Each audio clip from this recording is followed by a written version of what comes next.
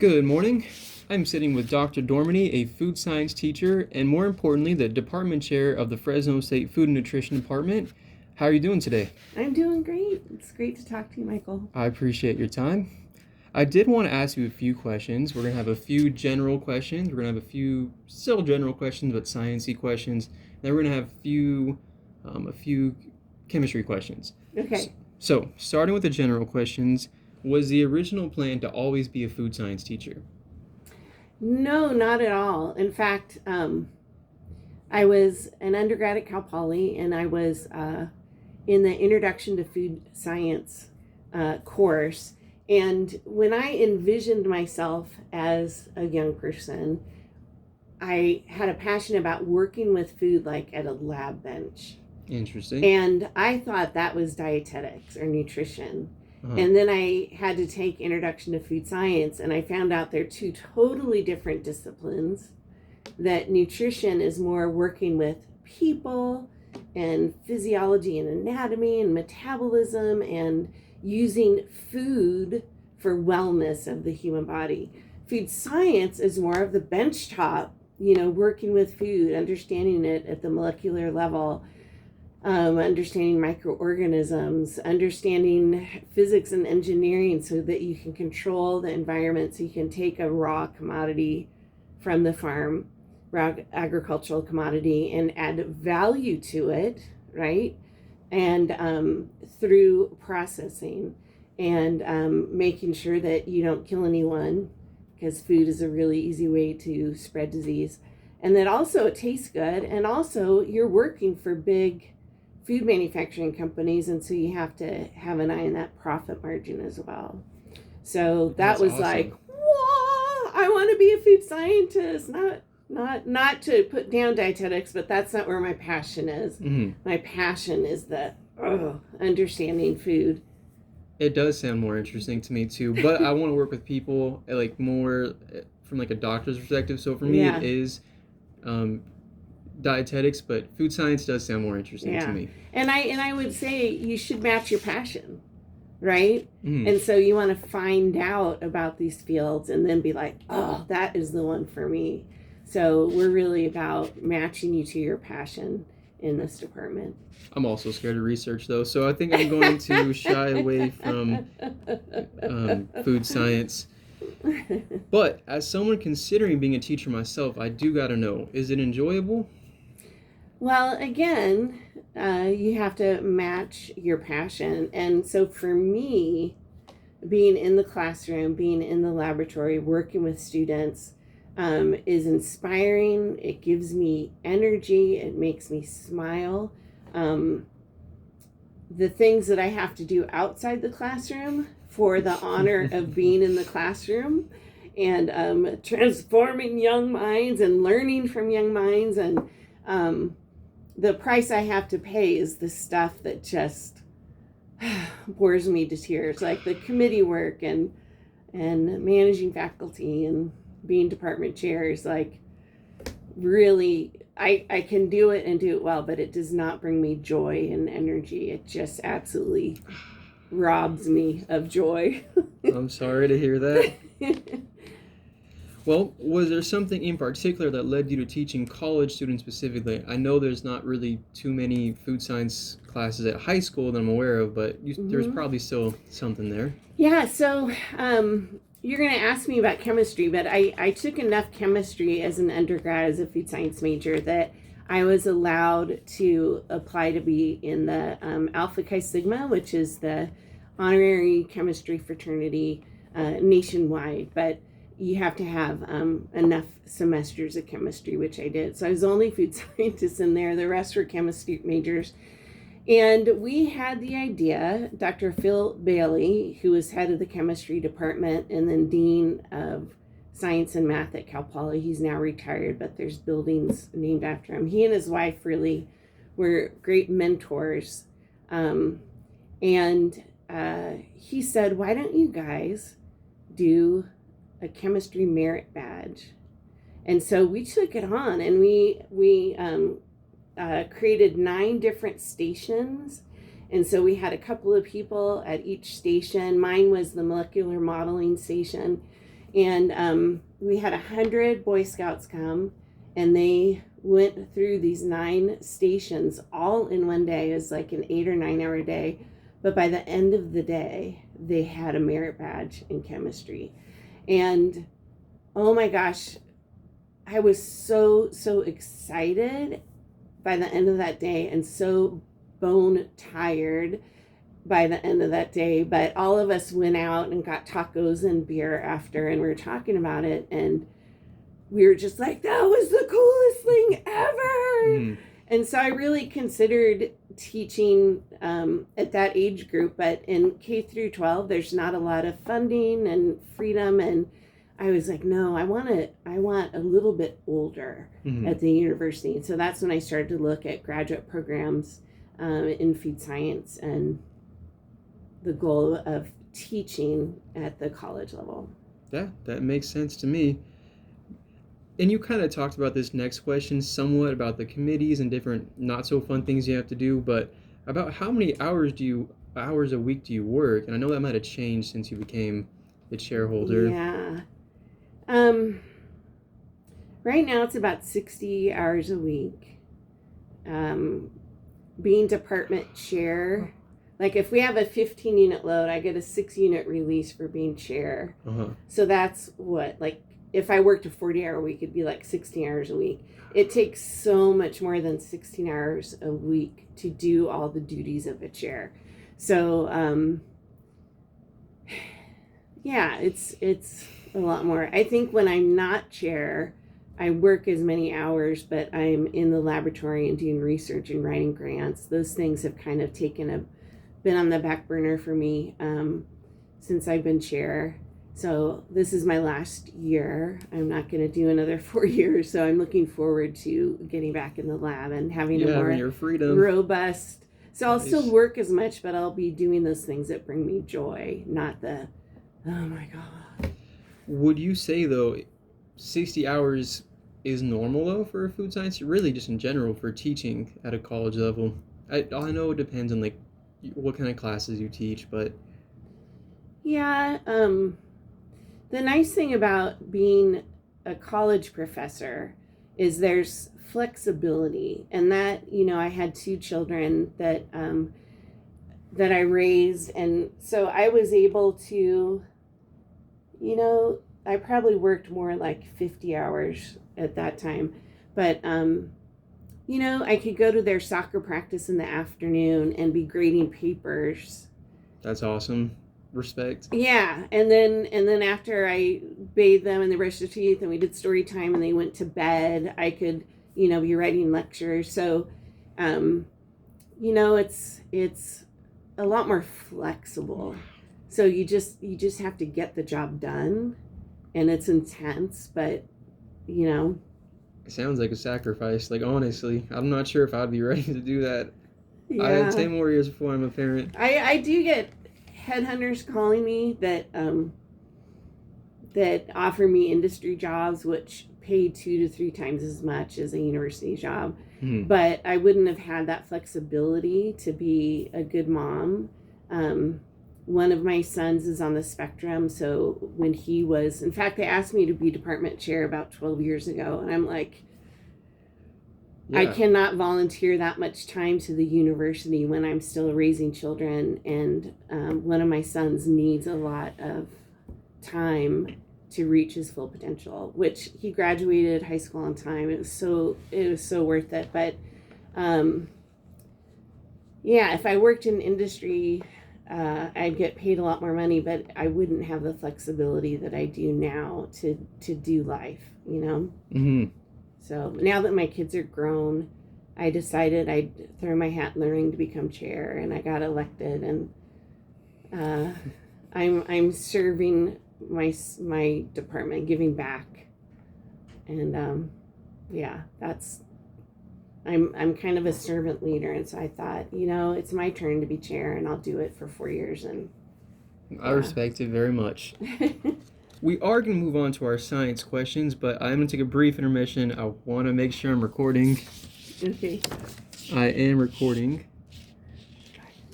Yeah, we're 9 minutes in. 9 minutes in. Awesome. Okay, moving on to the general science questions.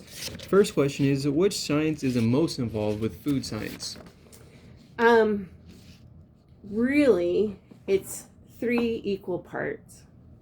One third chemistry, applied chemistry and biochemistry. One third microbiology, whether it's controlling foodborne pathogens or using microorganisms to transform food, like fermentations, Makes sense. or controlling spoilage.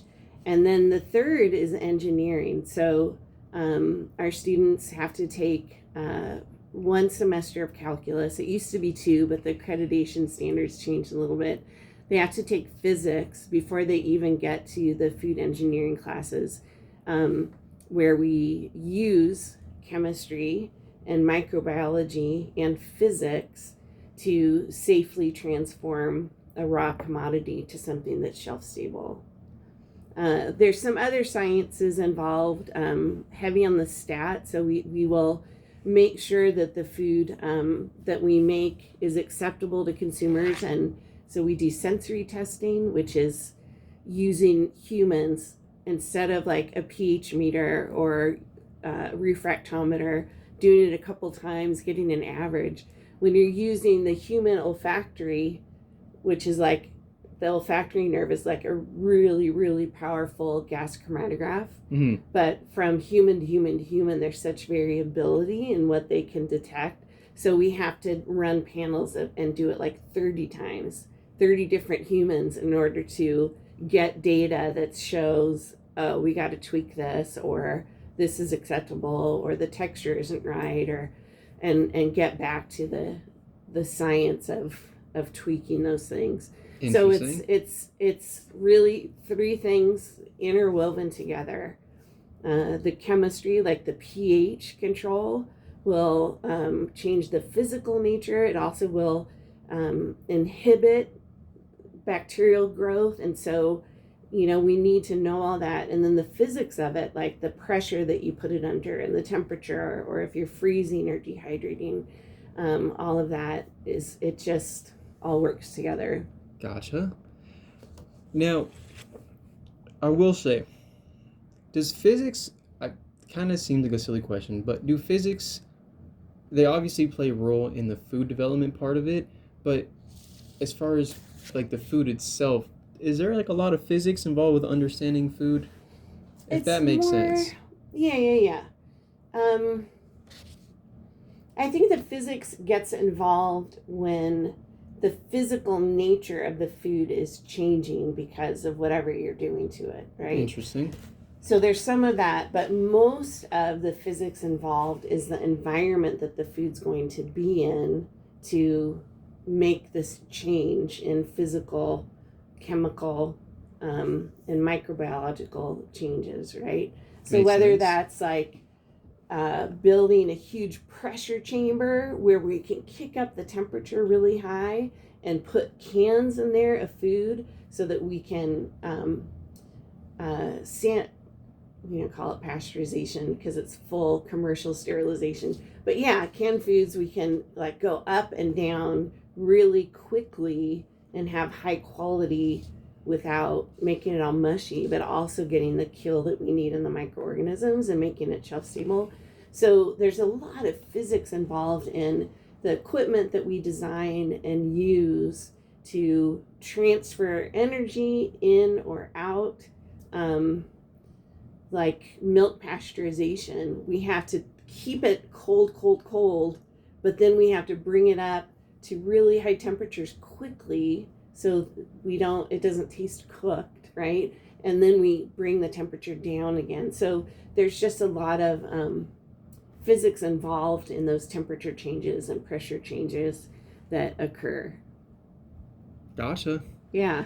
So I'm taking your food science 1 class, so I did watch the video that I was explaining like the mechanism like going down and then up super quickly, and it kind of, I don't really know too much about it, but it kind of reminds me, have you seen Godzilla -1? It was like a kind of recent Godzilla movie, but like $30 million budget, and it was insanely good. I don't even like Godzilla, but it was like a Grammy type. No, is that It was an Emmy, Oscar. Oscar type of movie. Did you see it? No, I didn't. They used the same type of thing though. They couldn't kill this Godzilla, so or they couldn't damage, they couldn't penetrate their skin. So one of their plans that almost worked was somehow sinking Godzilla as deep into the ocean as they can, and then Pressure change. right, and then bring him back up, and it almost worked. But it kind of reminds me of that.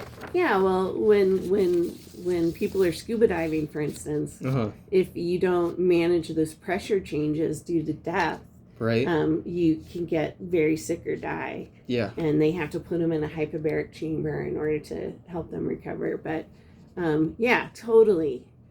I mean, the physical nature of our planet environment is amazing, and a food scientist will figure out ways to manipulate those conditions in order to make the food taste really good. We want to maintain the nutrition. We want to make sure no one dies. And so we're really using all of those sciences together to make that happen. Awesome. Did you have a favorite science? Or do you have it besides food science? It kind of changes. Mm-hmm. I actually started as a fine arts major in junior college. Interesting. And then realized how little people make. Yeah. There's like no jobs. But so I'm kind of right brain, left brain. I really like the analytical nature of science, but I have that creative side too. So I decided that creation that's necessary for me to be who I am can happen as a hobby, and that I would pursue being a scientist instead. And then as far as the sciences that I studied, my favorite as an undergrad was engineering. Gotcha. And then when I went to graduate school, that it was in Nebraska. I grew up in Southern California, and the grad student offices were in this tractor shed, and I'm like, for engineering, I'm just not going to survive out there. And it was very male dominated, but the lab that was doing more chemistry, immunology, was like inside, and they had classical music playing, and so I totally chose what I was going to study for my master's based on like culture shock and trying to deal with living in Nebraska, which was really turned out to be wonderful. But so my master's was more, I developed a test to detect allergenic proteins in food samples. So I was working with ELISAs and, doing all of that. And then for my PhD, I shifted to food safety, microbiology.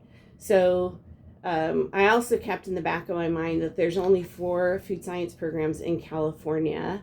And I really wanted to come back to California to start my academic career.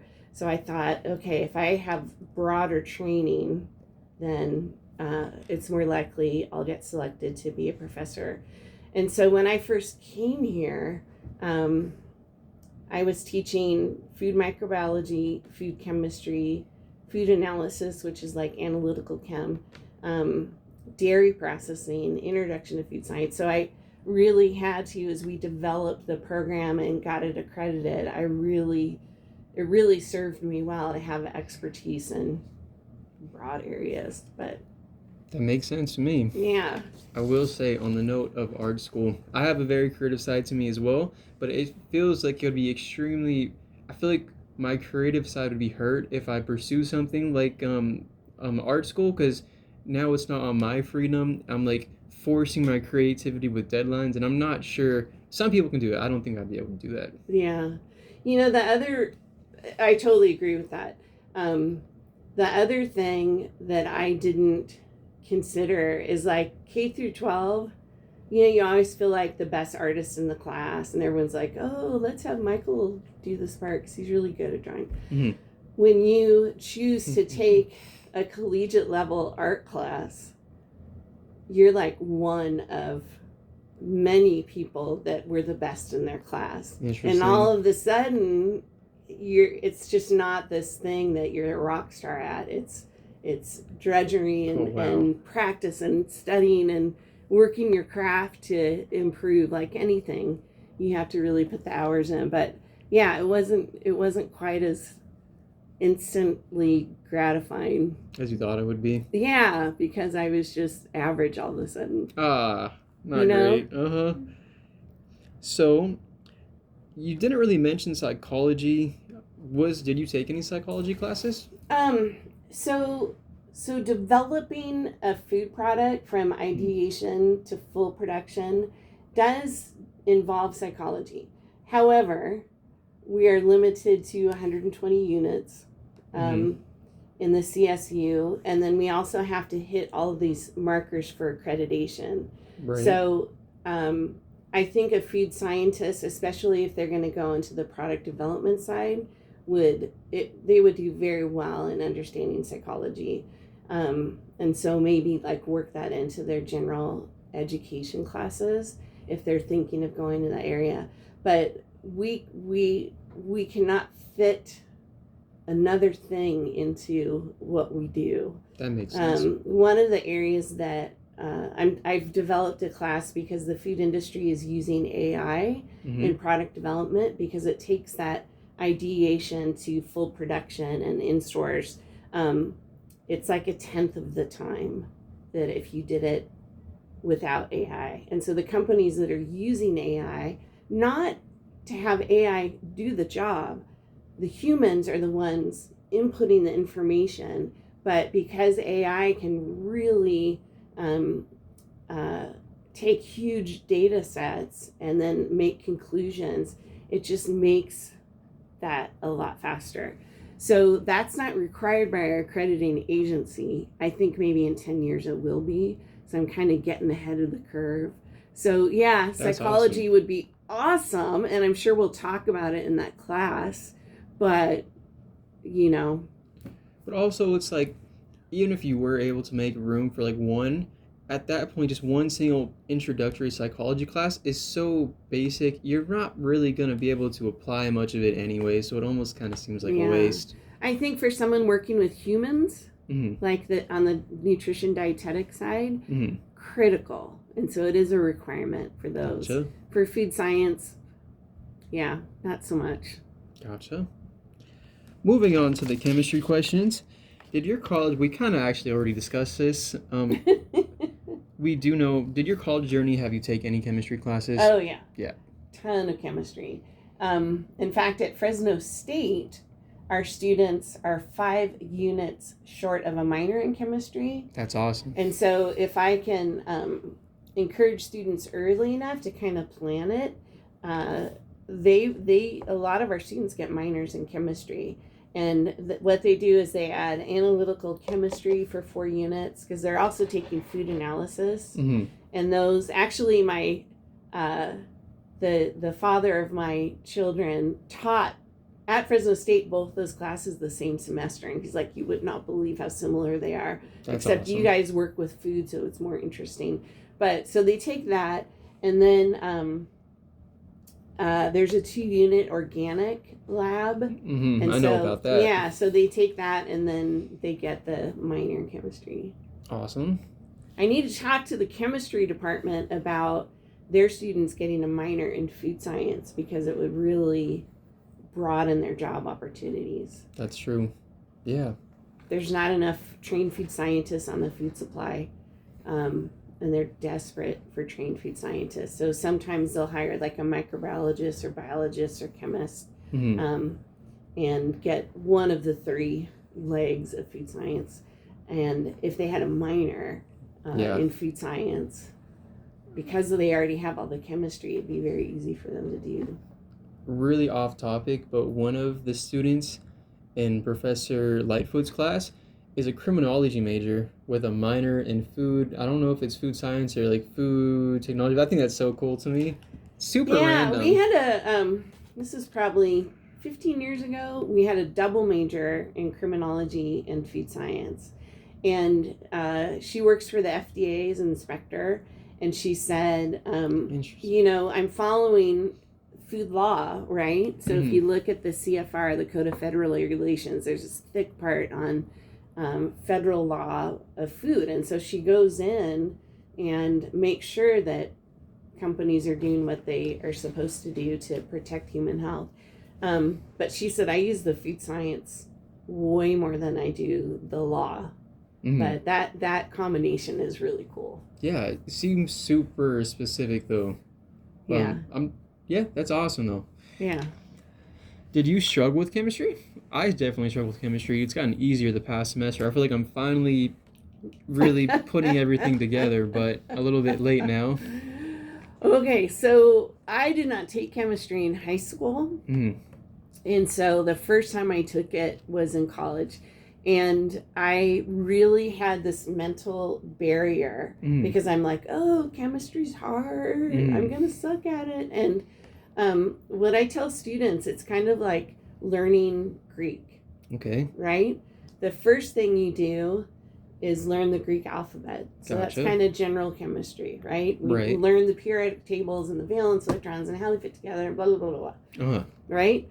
And then in organic chemistry, we take that alphabet and we kind of start putting them together, right? The carbon-based chemistry. By the time you get to biochemistry, now not only do you know the alphabet and the words, but then you're putting the words together to tell a story. So it's like all of a sudden the light bulb goes off and you're reading stories in Greek. That's awesome. But it really is a tough journey to get there. And so I had this huge mental block. And in fact, my boyfriend at the time, who I later married, the father of my children, was my tutor. And I have my general chem notes. And there's actually teardrops of frustration. Oh, wow. Because I'm just like, so this doesn't make sense. Because I'm trying to understand this brand new alphabet. And I remember like the famous line that we still laugh about is, if you don't stop yelling at me, I'm not going to tutor you anymore. Right. And so I went from that to, we actually, at Cal Poly, we had to take P-Chem as well, which our students here don't. But by the time I got to biochem and that light bulb went off, I was like, whoa. And then I went to my master's where I had to learn immunology as well, and and how DNA fits together and the base pairs and advanced biochemistry in order to do the work I was doing. So, it's once you start reading stories, then it becomes pretty cool. Right. And you walk through this world seeing it on a much deeper level. If you can understand it at the molecular level, you're like, wow, that tree is such a pretty green, and this is why. Or, you just walk this planet drinking in things more deeply because you understand it at such a deeper level. And then, I ended up teaching it in grad school and then here. So food chemistry, not general chem, but food chemistry is kind of like biochemistry of food. So it's very specialized. But yeah, I've come to really love it. But it started out with tears and angry words. Yeah, no, me too. You just got to keep at it. Yeah, that's awesome. Don't give up. I know for a lot of people, I would say college does not make sense unless it's really science-based STEM degrees currently. But I really do wish more people understood science because I don't want to sound elitist. That's not even close to what it is, but it almost seems like sometimes you're like living like a different human experience when you understand this. And it does get deeper. It feels more happy to me when you can I don't know, think about the world, I guess. Yeah. It's interesting that you mentioned that. I am a woman of faith. And I really, really wish that my science colleagues would study a little bit more philosophy. And I wish people that are religious would study more science. Because I think that we wouldn't disagree as much as we do. And that's just my personal insight. That's not something I really talk about because, we're really not to talk allowed to talk about faith Right. at USC. a school. Gotcha. Separation of church and state is what I'm trying to get to. Right. But I hear what you're saying as far as when you understand science, you walk through this world much differently. True. Much differently. One of my last questions, I actually think I'm going to make this my last question. I'm not sure if you have any experience with product development. You probably do. Yeah, I think you actually mentioned that earlier today. But would you say that everyday factory workers have to rely on chemistry? Is that more so just for the higher ups in the initial product development stages? So typically, I mean, there are a lot of workers involved in the transformation of raw agricultural commodity to finished products. Okay. And so the typical line worker may not speak English. Gotcha. And so our students that graduate that are bilingual will typically get job offers about $10,000 more because they can speak a different language. And here in the Valley, processing plants are typically Spanish speaking, but then you walk into one and it's all Vietnamese or all Hmong, so it's not just Spanish. I mean, you speak any other language, because that helps you communicate what needs to be done. So line workers are super valuable. I teach HACCP classes, certification classes, which is food safety certification. It stands for Hazard Analysis and Critical Control Point System. And oftentimes the person that may not have a high school education and may not speak English, but has been standing at this one step in the process, doing it for maybe 20 years, they are like so full of accurate information on what happens right here. And so, either through education or experience, every single person involved in that transformation is really, really valuable.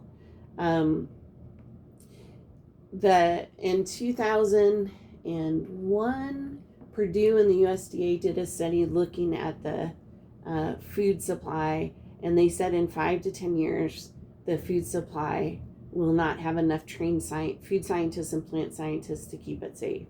And that almost to the day is the year that we had E. coli in spinach. We had an outbreak where we had some people that died. A 2-year-old died. His mom thought she was really doing a great job of making him a fresh spinach smoothie, and it killed him.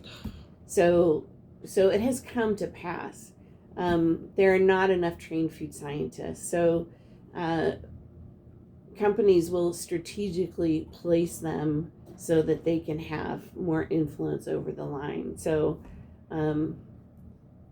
that's what happens. So typically you have a food scientist in charge of food safety, one in charge of quality, one in charge of R&D, and